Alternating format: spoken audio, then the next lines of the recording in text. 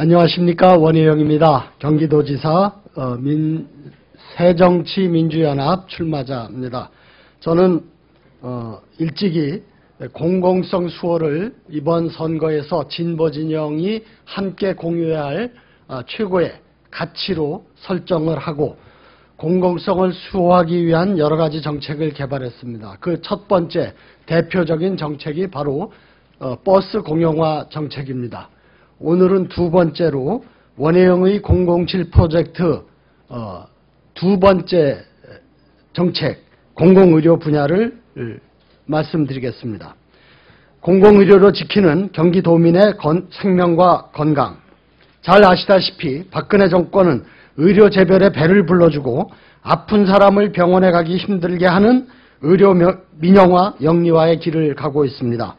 공공성을 수호해야 할 대표적인 영역인 의료 영역이 국민의 건강을 볼모로 하여 오직 이윤 추구만을 극대화하는 돈벌이 수단으로 전락할 위기에 처해 있습니다. 중앙정부, 지방정부는 공공성을 수호해야 합니다.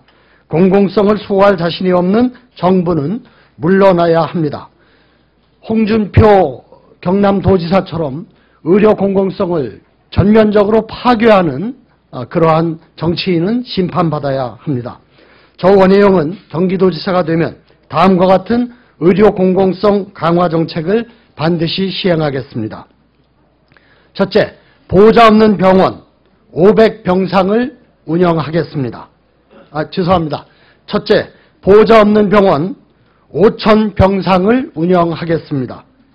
환자를 둔 가족들이 간병에 얼마나 힘들어하고 계십니까? 정신적으로, 경제적으로 너무 힘듭니다. 사회생활이 어렵습니다. 수많은 가정들이 간병 문제로 파탄이 나고 있습니다. 간병을 더 이상 환자의 가족들에게만 맡겨두어서는 안 됩니다. 간병은 공공의 영역에서 책임져야 합니다. 현재 경기도에는 경기도립의료원 산하 6개의 도립병원이 있습니다. 임기 2년 이내에 경기도 의료원 6개 병원 1,004개 병상 모두를 보호자 없는 병원으로 운영하겠습니다. 또 임기 3년 차부터는 각 시군과 협력해서 일반 병원에 보호자가 없는 병상을 매년 2,000병상씩 늘려서 임기 4년 말에는 총 5,000병상까지 보호자 없는 병실을 확대하겠습니다. 이를 위해서 간병인력 신규 채용에 2년 차에 100억 원을 지원하고 4년 차까지에는 매해 500억 원을 지원하도록 하겠습니다. 이러한 보호자 없는 병원은 간병에 지친 수많은 가정의 숨통을 트게 하고 지역에 많은 일자리를 창출하게 할 것입니다. 또한 가족 간병에 소요되는 비용을 사회적 비용으로 전환하여 우리 사회 전체의 간병 비용을 합리적으로 줄여 나갈 것입니다. 둘째, 의료협동조합을 100개소로 늘리겠습니다. 안성에 있는 안성의료복지사회적협동조합은 지역의 1차 의료기관으로서 역할을 충실히 수행하고 있습니다.